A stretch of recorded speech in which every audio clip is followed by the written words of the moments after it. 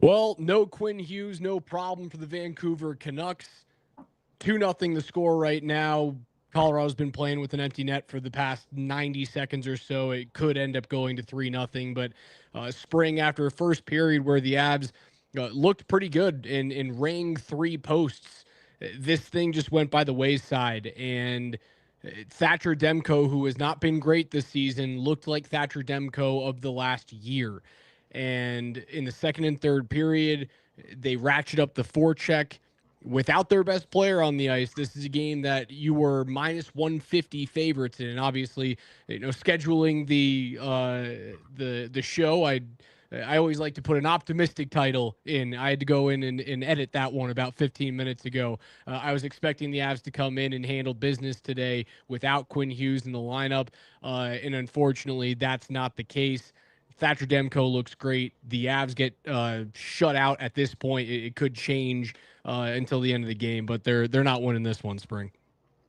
Yeah, I mean Thatcher Demko missed the first couple months of the season with injury, and he's been back about 2 months now, so maybe finally starting to get into a rhythm. He's always felt he's an underrated goaltender.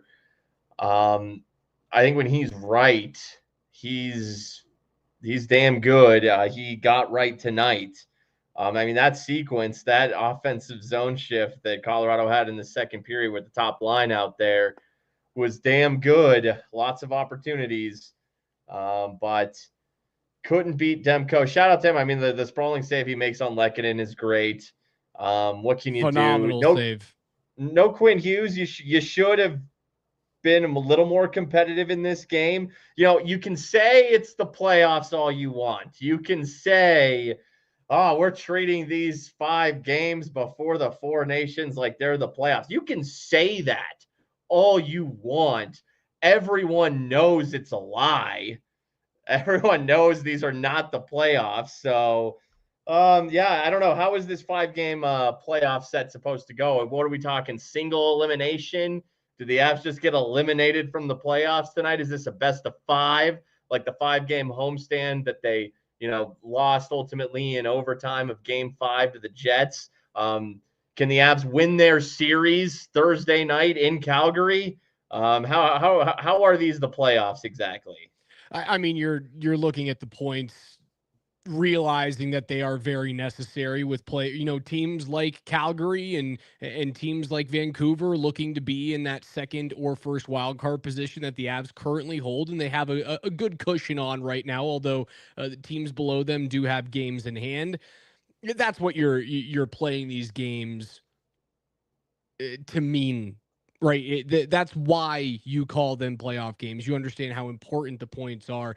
It's not like they played a bad game. I don't think Colorado played a bad game at all. You end up losing 3-0. Drew O'Connor scores an empty netter with What's that? 12 His seconds to go. first Canucks goal right there for Drew O'Connor. Yeah, I don't think they played a bad game today. I think Vancouver played a very good game. I think Thatcher Demko was sensational, and the early bounce on the DeBrusque goal hurts. Miles Wood takes a dumb penalty that was unnecessary, even though Logan O'Connor gets hit, but O'Connor can handle his own business. He has shown that he can handle his own business. You put the team on a penalty kill, which has been excellent as of late. They've killed off like 31 of 33 going into this game. A bad penalty puts you behind the 8 ball. And yet again, and you know what? I'm probably late to this party, Spring. I'm fucking done with the Keaton Middleton experience. I'm done. It's the power play goal against the back door. It's 100% on him. It is 100% on him. He gets burned through the neutral zone where he should not get burned. You had time, right? That is a set breakout. You had gap. You were out of position. You're too slow to keep it up. And Gerard has to panic and essentially try and make up for your screw up. They got to figure out the D, and you have to trade for a second pairing D man so that you can find the one guy who slots in on your third line. Middleton ain't it, man. He ain't it. He doesn't have the foot speed to compete at this level.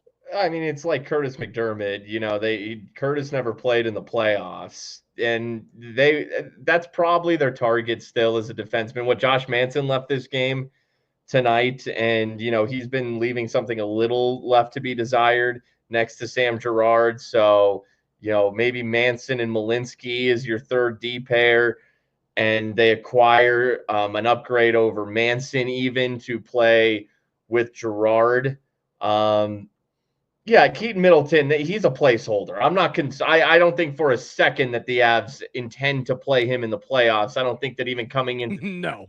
that they intended to. Even if Keaton somehow scored and had a better game defensively tonight, they still would have been like, hey, that's cute. You're playing right now because it's pre-trade deadline, and Shillington's close to being back. But whether it's Shillington or DeHaan or the aforementioned Middleton, there needs to be somebody else coming in for that trio right there. Yeah, I thought there were a couple players who left a lot to be desired, and Mosier's third shin on Twitch goes, it wasn't a bad penalty. Yeah, it was a bad penalty. I know he was sticking up for Logan O'Connor, but Logan O'Connor, as I said, that's a guy that can pick his own battles and fight his own battles. OC picked his own battle there, right? Like he was the guy going in and responding to the cross checks. He doesn't need the backup there from Wood to come in and snap a stick over a Canucks players. That hurts, right? It puts you down on the kill. It then forces you, when you don't have a full complement of Josh Manson, who only plays 10 minutes and 11 seconds tonight, it forces you to put Keaton Middleton out on the PK and play him more often than you want him. I think that decided the game. Again, I don't think Colorado played a bad hockey game. I just don't think that they scored well early. They had a bad bounce go against them. And then when you don't capitalize on those chances early in games, that's how you lose hockey games in the National Hockey League. If two of those go in the first period, it's a different result. Yeah, Miles Wood was on one tonight. He got into three different, I'll call them kerfuffles, in short order. The one with Forbort on the O'Connor sequence, and then he got into it with Elias Pettersson. Now, look, Miles Wood is just really good friends with JT Miller and hates Elias Pettersson. That's all that was. No, I actually don't know if that's the case, but he, got into a scrum with Pettersson, and there were a couple. Ross Colton and Tyler Myers got into it in that sequence as well, and then you have the misconduct on Miles Wood on Niels Holander, and he's freaking slashing the dude across the calf. I think Miles Wood, it was just one of those nights where he said fuck it, especially after the first one. And look, here's the thing about Miles Wood. I'll start with this. So this was his fifth game back from injury tonight. He doesn't have a single point in these 5 games. And then maybe some frustration boiled over. O'Connor's his boy. They've played a ton of hockey together recently, and maybe just wanted to make it, he hasn't gotten on the score sheet. Let's get the fists going. You know what I'm saying? Miles Wood is a good player, though. He's a third, fourth line player who can pot you the occasional goal. And he plays hard. He forechecks. He's good defensively. So I'm not worried about him. Maybe he got some much needed frustration out after, and he's dealing with, I think it's one of those, he was dealing with a back. I think it was his back. And he said, man, I thought it was good. And then all of a sudden it flared up again. And just frustration boiled over for Miles Wood tonight. And I'm okay with the team showing that frustration. Like the 23 penalty minutes, that doesn't matter to me. It was the 2 minors that's what got me, right? Like the first minor was one that you didn't need to take, and then the second minor was because, well, you got burned in the neutral zone by a player that's faster than you. And Miles Wood is, while he is a heavy forechecker, is not like the fastest guy in the world. He's not slow, but he doesn't have elite quickness. And I think you saw that on the net drive where he gets called for a hook, or whether it was a hook or a hold in the third I period. think he'd been on the ice for a hot second too. I think there were some tired legs there. They got sloppy in the second and the third. This game hinged in two different spots for the Avs. The first spot was you hit 3 posts in the first period. That was the first hinge of this game going down for you. The second hinge was one of the best shifts that I've seen the Avs have the entire season, and that happened at like the 8-9 or the 8:50 mark or the 9 o'clock or the 9-minute mark of the second period, something like that. That culminates in the unbelievable Thatcher Demko glove save on the one time from Arturi Lehkonen. The fact that they didn't score on that shift, when they didn't score, then they were down 1-0. I went, all right, see ya. Yeah, just not your night, right?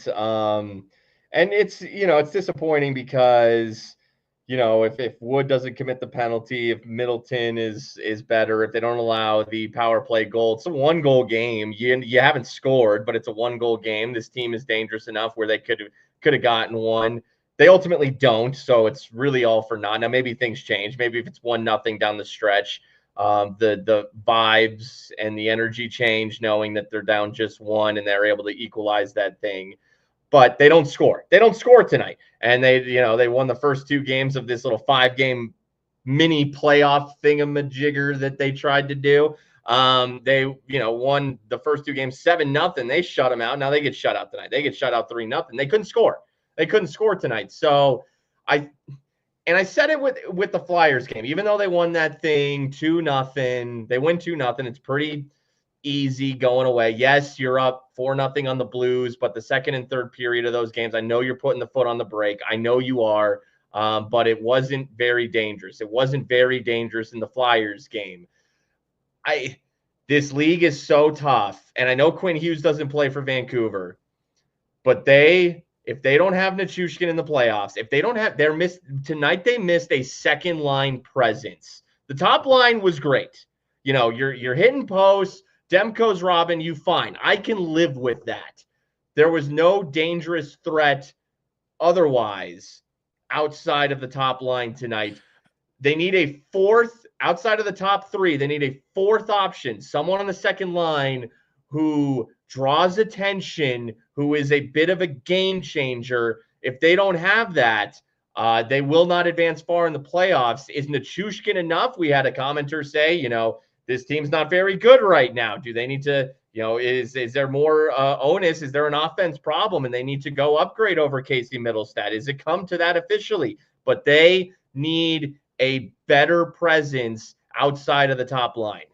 They do, and there's a few things that we can get into in talking about the secondary scoring. I think you hit it on the head there. I think Riker hit it on the head during the broadcast. And by the way, let us know in the chat if you guys are part of the Comcast or Xfinity group that now has access to Avalanche and Nuggets games. I know it's been 5.5 years. It's been unbelievably frustrating for us at altitude. I can only imagine how frustrating it's been for fans out there. So if you guys were able to watch the games on cable for the first time in 5.5 years, I want to know about that. Unfortunately, the re-debut kind of sucked, but hopefully you guys were able to sit down on your couch and speak into a microphone without having to go through a bunch of different streaming channels or illegal downloads and stuff like that. To get back to the secondary scoring, Corin actually has a really good point.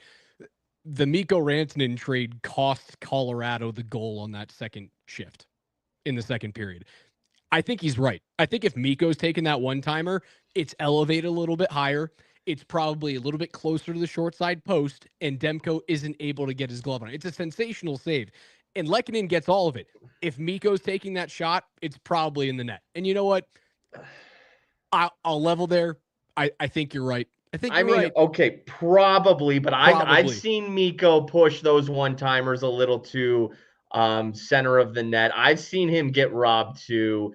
That's a damn good shot from Lecky. It doesn't need to be a little more short side, yes, but that's so hard to do in the moment. I thought that was good enough. That's just a great save by Demko. That's just a great It save. was an awesome save. In terms of the secondary scoring, yes, Nichushkin Corin says, I matters. always disagree with you. Corin, I agree with you. Don't get me twisted. You're probably right. um, Probably. Nichushkin does matter. Nichushkin does having him in the lineup win you this game? I don't know. It just didn't feel like you had it after the first period. Probably not, but it does make the difference on nights like tonight where the first line is buzzing but just doesn't have the scoring touch. You have to find a way to chip in down the lineup, and I think that just restarts for us, at least for me, the Casey Middlestat conversation.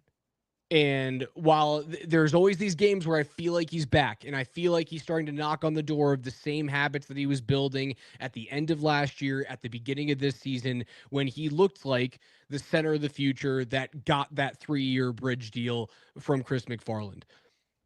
Every time he knocks on the door, he regresses. He was a ghost again today. He was Casper. And I wouldn't be shocked if he's moved at the deadline. I would not be shocked. I went on a podcast last night, Spring, and talked about this exact situation. And I went, if Chicago wanted to take Casey Middlestat and either a prospect or a pick for Seth Jones at 50% retention, I would do it tomorrow. And then what are you doing? Putting Ross Colton at 2C? I'm putting Ross Colton at 2C, and then I'm knocking on Barry Trotz's door with the Nashville Predators, and I'm going, what do you want for Ryan O'Reilly? And how do you get what for O'Reilly? Because I think I would O'Reilly and likely, Crosby are the two centers that make the most sense by far. I would likely, because you're moving out big money. Like in my dream scenario, you're moving out big money in Middlestat to take in other big money in Seth Jones. I think you throw a pick package at Nashville, or you go, and this is big. You look at Nashville and you say, you just traded away the number one goaltending prospect in the game to re-sign UC Saros to a long-term deal. And he's sucked this year. Do you really believe in him? And do you believe in the future of your goaltending room? If not, here's a pick and Ilya Nabokov. We want Ryan O'Reilly in return. Well, they do have Eustace Onanen. He's not, you know that. You know he's not the future. No, he's not as promising as Nabokov appears to be. Though, I mean, I don't think I wasn't even really thinking more of because I don't think O'Reilly's going to be that expensive. I don't. I was more thinking of NHL money. To because you're going to have to. O'Reilly's $4.75 million, I think, because I've looked at it a few times. I can maybe signed through 2027. So you still have to clear $4-ish million to make room for O'Reilly, because I mean you're at best going even with Seth Jones and Middlestat in your scenario. You wouldn't have to move money out. You have $5.1 million to work with. Okay. Yeah, that's what the Avs get for staying flexible. That's what the Avs get for staying flexible. There you go. And that's assuming that Seth Jones gets it, and it's a lot to ask, right? What I'm saying is that I want Seth on this team if Chicago is willing to eat 50% of his salary for the next 4 years, that's a lot to ask for Chicago. That would be what, $4.75 million per year for a guy who can still play. That's where you have to give Chicago to get them to eat that much money on Seth Jones for 4 years. It's Middlestat and it's, oh boy, at least one first-round pick, 2 of those good prospects, Nabokov, Ritchie, whatever, and then hopefully you can get a decent deal on O'Reilly. And look, I like Casey Middlestat. I think there's potential for Casey Middlestat. But because the Avs are win right now, Ryan O'Reilly is a win right now player. He would be an instant upgrade in terms of winning Thursday in Calgary. It would be night and day having O'Reilly at 2C. He's certainly missing a step as compared to what he was when he won a Conn Smythe with St. Louis all those years ago. I would like to see him here. I think it's a a good option. There's not a lot of other centermen on the trade market that I'm in love with for this team. So he's kind of the first name that I look at and I'll go, yeah, I would take a look at that.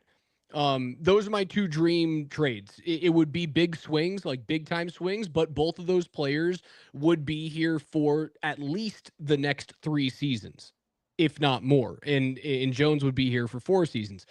I think it would be a good look. I see Jamie throws out Brock Nelson has been rumored to the Avalanche. I think Brock Nelson and Ryan O'Reilly are pretty similar dudes. Either one, I suppose I would be fine with. Um, Other questions that we've got going on. Stacy asks, or Landy isn't back until the playoffs, and you have even more cap available. So the Landeskog situation right now, you're already utilizing Landeskog's money. He is currently on long-term injury reserve. So I'll tell this right now: Gabe Landeskog is not playing a single game in the regular season this year. Yes. He For all we know, Gabe is game ready right now. For all we know, he is ready to play in a hockey game right now. If he comes back, the Avs are screwed. They would have to move money out to keep Landeskog on the roster tomorrow. You'd have to move NHL money out the door in order for Gabe to play. So everyone goes, oh, you can't throw him back into a playoff game. Like, you have to give him some regular season games. No, you can't. You literally cannot give him regular season games. You don't have the cap space to do it. Yes. Yes. No, I'm glad you brought that up because we've been talking so much about the trades they've already made, the trades they still could possibly make. And you mentioned the $5 million or so in cap space that they do have right now. If Landeskog came back tomorrow, they'd be $2 million over then the cap. They'd have to shed $2 million of salary. So in order to make all these fun, fancy moves, the Avs must Vegas Golden Knight this thing. But fair is fair. I have absolutely zero shame in doing that. And Gabe Landeskog has missed so much time and been through so much that screw it. You absolutely play the system that way. And that being said, that doesn't mean Gabe's coming back in the playoffs. It just means that if he does come back, it would be in the playoffs. You'd have to Vegas Golden Knight this thing. And I'll say this, man. Look, my dream scenario, I don't care as much. Look, when I love Seth Jones, I would. But I think, especially tonight, man, and even like I said, you're only beating Philly 2-0. You're only beating Philly 2-0 on your home ice. The offense has been stagnant since Val has been out. I really do think that it is an offense thing. So my dream, my number one is Sidney Crosby. That to me would be the answer. I think they need that offensive juice where they have two top lines that teams look at and say, it's not just the McKinnon, Netchis, and whoever line. Now it's the Crosby, Nichushkin, whatever line too, or whatever you want to do. I think that having two stud lines is what this team needs. I would like to point out, Spring, Sid left the Penguins game early tonight. He did, but he returned. He did return. It scares me when guys of his age leave games. And well, you know what I think too when I see that, if I'm Sidney Crosby and I nearly sustained, let's say nearly, because he did return to the game, I nearly sustained an injury that could have kept me out of action for an extended period of time. Clock's ticking. Clock's ticking. You get hurt playing for the Penguins. What does that do for you? What does that do for you? You're just killing time. You're just killing time is all you're doing. Meanwhile, Ovi just keeps winning hockey games. Did you see Ovi has his 19th 25-goal season? 19 seasons of 25 goals or more. It's insane what that guy, and I know it's an empty netter. He's kind of become like 1 second left merchant. On the clock. I think it was like a tenth of a second. Yes. I think it was under a second to go. Yeah, you don't think he's looking at Ovi and going, what in the hell is this parallel universe bullshit that's happening? I'll always you can always talk me into a Sidney Crosby wet dream, man. I'm here for that. Yeah, and you know, Joe in the chat says Sid's made it plenty clear he has no interest in leaving. I'm just saying that the pieces are there, and I would implore Sidney. If I was to advise Sidney Crosby, not that he has any interest in my advice, but I'd tell him I'm on to something, Sid. Crazier things have happened. The I had to Mavericks, say, the hey, Sid, I know Mavericks you have might not traded want to Luka hear, but Doncic. sometimes you got to hear things you don't want to hear. And the truth is, you're just wasting time, my friend. You're just killing time. You're putting your body at risk for a team that, is dead last or so in a division that the Ovi's leading. You're Who's just the killing time. Who's the head coach at Canada for the Four Nations? Is it John Cooper or Oh, Paul that sounds Maurice? Is it about one of right. those two guys? That sounds about right. Coaches Four Nations. Let's use the Google machine for this one. Um, I think it's John Cooper. John Cooper is the head coach for Canada. All we need here, guys, is John Cooper to handcuff Sidney Crosby to Nathan MacKinnon. And he needs to handcuff Sidney Crosby to Nathan MacKinnon and Brad Marchand. So Marchand and Crosby just bitch about their current situations to Nate. And Nate goes, well, if either one of you guys want to come play with me, all you have to do is, ask Dom Sweeney. All you have to do is ask Kyle Dubas, and they'll make moves to bring you to play with me. The Avalanche future of their secondary scoring relies upon John Cooper. It's up to you, John Cooper. Play Well, Sidney Crosby with yeah. Nathan MacKinnon. Look, John's got he likes to wax poetic. He can just go on and on about whatever. So I don't know. Maybe he delivers a soliloquy to Sydney about how life is short. Your career's coming to an end. Go. But John's not going to want to see that. John doesn't want to see because the league doesn't want to see that. The NHL does not want to see that's like Luka going to the Lakers. You do not want to see Sidney Crosby going to the Colorado Avalanche. I disagree. I completely disagree with you. The last Well, I'm time saying from something a like competitive standpoint, if you're another team, I'm like for the NHL, for like viewership and ratings and interest. Oh, you absolutely want to see it. other teams. Other Yes. teams. I got it. Yes. The question from Beer Guy 999. Sid, if he were to be acquired this year, would not be a rental. He signed a 2-year, $8.7 million average annual basis extension last off season, and that kicks in next year. Well, and thank God Sid didn't get hurt because he needs to play in that Four Nations with Nate and with Kale. I mean, that's when I said this a show or two ago. When he plays with Kale, his mind is going to be blown. Now, for Kale, look, Kale played well tonight. It's unfortunate that Quinn doesn't play, and that was an opportunity for Kale and the Avs to show, hey, our Norris Trophy winner is playing. We're going to crush you guys. Kale should win the Norris once again, but that did not happen. But Kale played well tonight. I still think he's better than Quinn Hughes. That shit'll happen. You can be without a Quinn Hughes. It can all be set up, and you still lose. Quinn's a hell of a player, though. He's a damn good player. He is a damn good hockey player, man. But I'm excited for Sid to play with Kale. If you asked me the question 3 years ago, because there's a triumvirate of young elite defensemen in this league, right? And in 3 years ago, it was Hughes, Makar, Fox, correct? Yes. And Heiskanen, who's now hurt. He's going to be out. He's like month to month. Yeah. He just had knee surgery. So Heiskanen's out. Heiskanen, I think you can throw in there. I think he's more in the conversation, but that was the triumvirate of young elite defensemen in the league as of 3 years ago. Hughes and Makar they've separated themselves.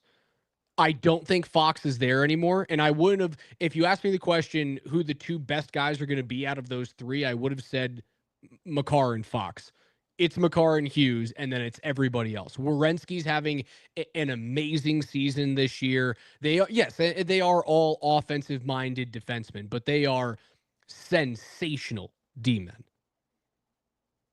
They are. I still think Kale's better. If any Canucks fans want to fight me about that, you can. I'll fight you like a Miles Wood. That's what I'll do. Kale's the more complete defenseman. They both do things on the offensive side of the puck that I don't think anyone else in the world can at their position. Kale is a more powerful skater. He is a better man-on-man defender, and he's a more physical man-on-man defender. He's Yeah, he's and he's the better player. He's the best defenseman in the world, but Quinn Hughes is very close. it's very close. It's very close. Don't get me wrong. I will. It's a lot of it's just size too. Kale's not the biggest guy in the world, but he's not small. Quinn's a little small. RJ, I see you complaining about the microphone. I don't know what it is. I think you're the only guy, man. I listen back to these recordings on Spotify and Spreaker, man. I listen back and watch back on YouTube. I'm not hearing anything. Yeah, I I don't think know you're what we're talking you about. you sound fine tonight. You sound fine, and you have of late Oh, with your he's mic. saying the mic is fine today. It was not good early, so maybe I fixed it. I don't know. Okay. I appreciate the input, guys. I do. I appreciate it. Spring, did you see me hit an NBA three today? Dude, okay, you got a good stroke. You do. I like your Hey, form. I like your your release. The wrist action is good. It's very you're centered and everything is, to the net. I like on the jump shot. I like your shot. It's I good. it went just as poorly as I thought it was going to. Well, when's the last time you shot a basketball? At least 5 years. And for then that's especially impressive then. At least 5 years. Sure. Yeah, so we had Tommy Balshettis, who is the assistant GM for the Nuggets, and we had Ryan Bowen on during the show today. And they were out there for the Special Olympics, and we had a ball there. And we're at the court at Ball Arena. All you want to do is go shoot, NBA threes where Nikola Jokic plays. So I went, Coach, I haven't shot one in 5 years. I'm a hockey player. How many shots? And Tommy goes, I'll give you 12. Bowen said 8. And when I walked up to the court, I went, I guarantee, and I don't know what shot's going to happen. I go, I'm going to airball the first one. Airballed the first one. And at least over the next 2 shots, I'm going to hit the side of the backboard. Airballed the first, side of the backboard the second. I think I airballed the third and then hit the 7th. Yeah, no, if it's been a while since you've shot a basketball, I know this because this happened to me recently. Your first shot is gonna suck ass. Oh, yeah. It's science, actually. It's actually an equation. That's calibration. It's not like in 1944 the Americans were bang on their mortars first time. You miss by a few yards, then you calibrate, and then you blow up a German foxhole. Exactly.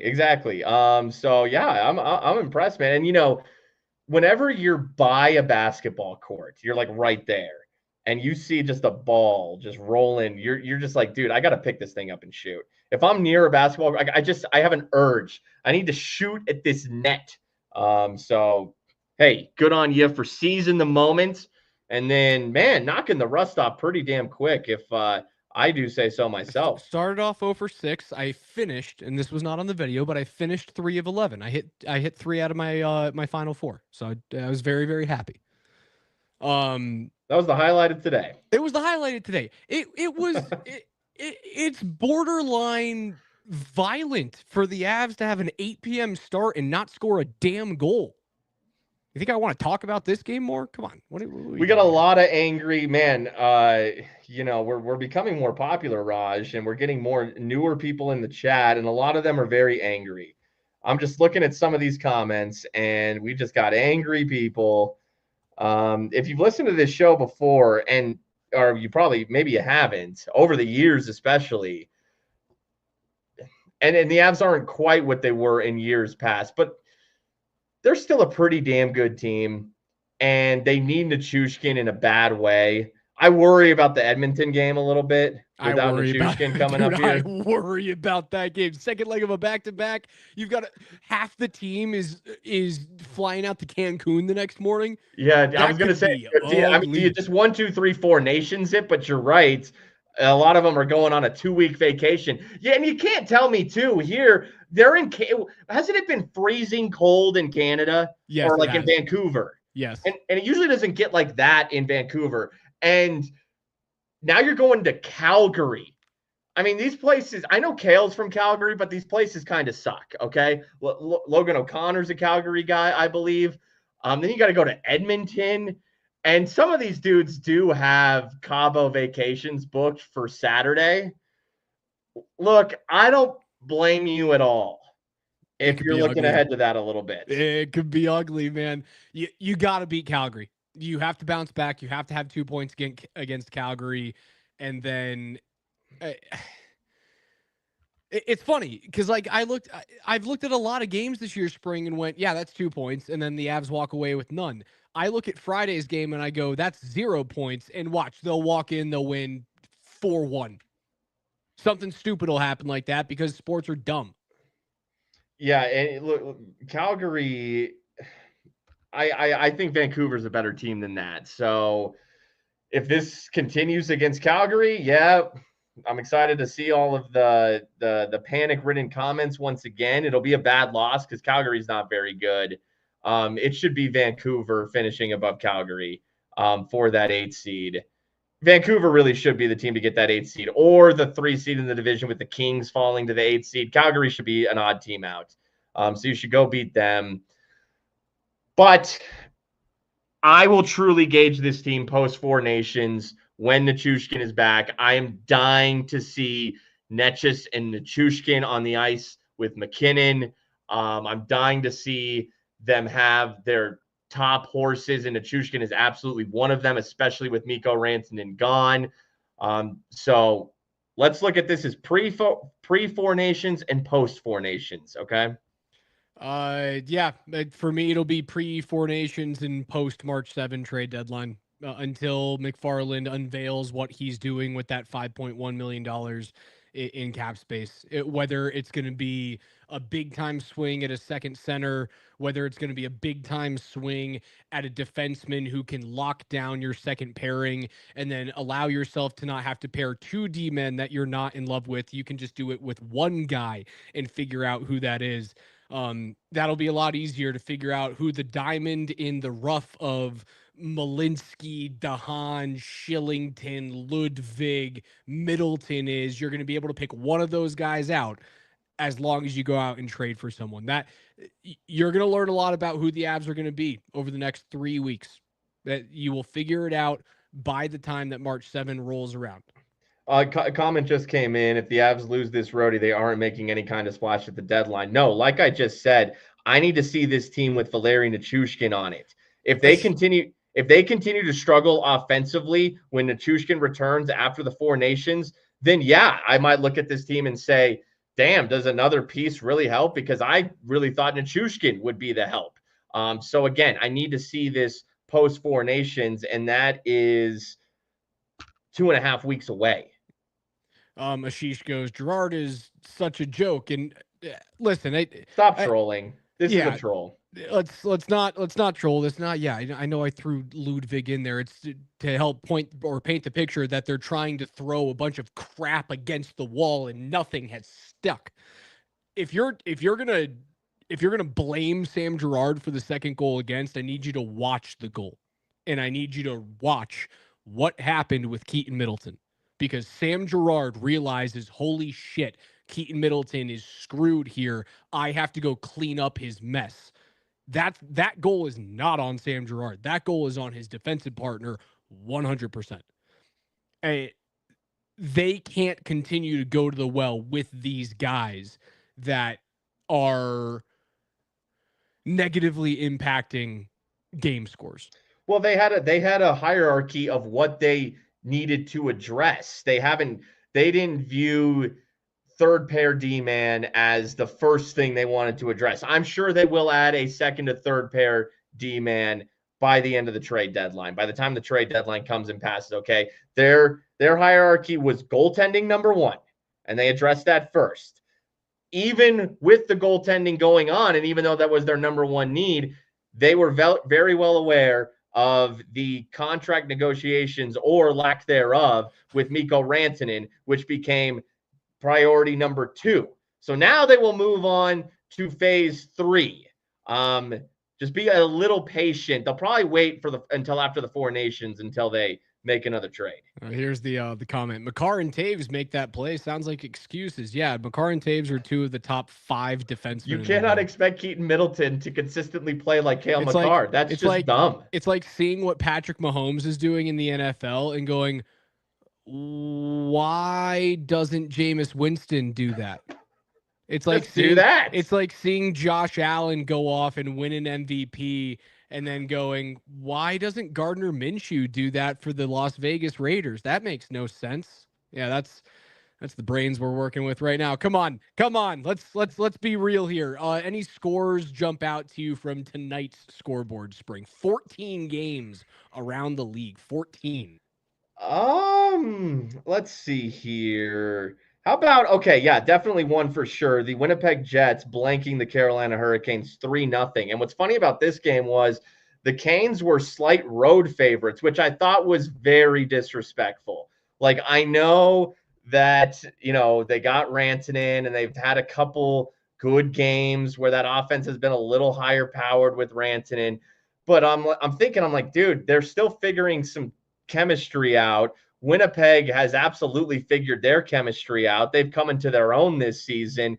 You're going to make the Canes road favorites. So shout out. Look, honestly, in that one, I'm happy the Jets won. I'm happy the Jets won 3-0. And hey, there's still some of that going on here too. The Avs are figuring things out still post Rantanen trade. Obviously, the Hurricanes will still be figuring things out as well. Is that another Connor Hellebuyck shutout? Did Hellebuyck start Yep. tonight? Jesus I believe Christ, so, yeah. Man. That guy is.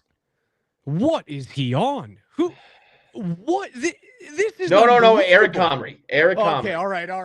Still though, they've gotten good goaltending from Comrie as well too. Comrie's been good this year too. You know the one that stands out to me tonight, Spring? The New York Islanders continue to stay red freaking hot. Yep. At home, they take on the Vegas Golden Knights. They get outshot like 34-14. And despite losing at Florida just 2 days ago, they jump back on the W wagon, and they're 25-21-7. New York is that's a sneaky team to watch out for in the Eastern Conference playoff run. They got they got goaltending as well. We're entering the time of year where the goaltending it starts to magnify, and I mean Blackwood's been good. The goaltending with Winnipeg, Sorokin's been good with the Islanders. And that's it's a disappointing loss for Vegas, out shooting the Islanders 34-14, and their one goal was courtesy of the newest Knight, former Av, Brandon Saad. Yeah, you knew he was gonna fit in like a glove. You knew it. Okay, speaking of Knights, actually, let me fit this in. So here's a name. Did you see what just happened? And somebody just laid a gigantic hit on Tage Thompson of the Sabres recently? Oh, yeah. And no Sabres player went to stick up for Tage. And then after the game or today, Steven Nosen. Okay, the Sabres had a team meeting, and Alex Tuck and Dylan Cousins were like, that can never happen. Then they weren't on the ice at the time, but they said like they wish they were. And Alex Tuck was the most vocal. And I looked at his contract. It's very similar to the O'Reilly deal. Now he's a winger, but you want to know what Alex I would love? And I saw Landy's knee on Twitter just say that the Avs should go trade for Alex Tuck after seeing Alex Tuck. And he's a former Knight. Something about having a former Knight on your team to go piss off Vegas whenever you play them. Dude, I wouldn't hate Alex Tuck. He pissed me off when he was in Minnesota. Yeah, he's a grimy little, but he's an underrated skill winger too. He's got a little skill. I've always been a fan of Alex Tuck. So there's a couple of those wingers that Buffalo has the ability to move if they want to. It's him and it's Jordan Greenway. Greenway has less offensive upside, but he's a bigger body. Former Wild. Right, both of them, former Wild. Yeah, I love pissing off Western Conference teams with former players. That Spring, that is a really, really sneaky deal. Sneaky deal. Yeah, and if the Avs were to match up with Vegas at some point, Tuck knows that team, knows how to get back in their faces, because Vegas will do that. Vegas will get in your face. And the Avs, that's what, look, say what you want about Keaton Middleton, but right now they don't have a lot of that physical presence. That's really what he exists for. But maybe at the, last year, whether it was Brandon Duhaime, kind of addressed some of that, right? Maybe there's a name out there, whether it's Alex Tuck or someone else, that can fit that same bill. Tuck's better than Duhaime, though. Tuck is the. I mean, if you're talking about current output, bringing O'Reilly back into the conversation, Tuck is the best player out of all of those guys. The best current player. And O'Reilly too. He's not afraid. He's physical. He knows how to win. And same with Tuck. Like those are veteran guys with skill that are tough. And Casey Middlestat, he's in his mid-20s. He hasn't really developed that physical, nasty game. And I don't think he has it. Maybe he doesn't. And he's at the age, though. It's tough to have it at that age. It is. Even in your mid-20s. Like, Tuck and O'Reilly, when you're grizzled, when you've really been through the ringer, it hits different when you're trying to win right now. Like, is that a Minnesota Gopher thing, man? Like, the Gophers aren't tough? When's the last forward that came out of Minnesota that you were like, oh, yeah, that's a son of a bitch to play against? When's the last You're better at the college hockey to NHL, knowing that they're all their colleges than I am. Current Gophers in the NHL right now. Nick Bjugstad, Travis Boyd, Logan Cooley, Brock Faber, Hudson Fashing, Eric Howla, Justin Hall, Eric Johnson, Ryan Johnson, Matty Nees, Jackson Lacombe, Nick Leddy, Vinny Lettieri, Ryan Lindgren, defenseman. He'll throw the body every now and again. Ben Myers, who we saw with the Avalanche. Casey Middlestat, Tommy Novak, Remy Pitlick, Kyle Rouse, Scott Reedy, Mike Riley, Nate Schmidt, Nick Seeler, Brady Shea, Sammy Walker, Blake Wheeler.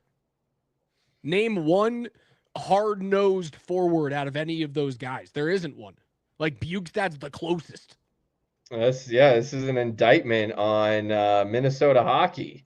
No wonder were they favorites to win the Frozen Four a year or two ago? They always have.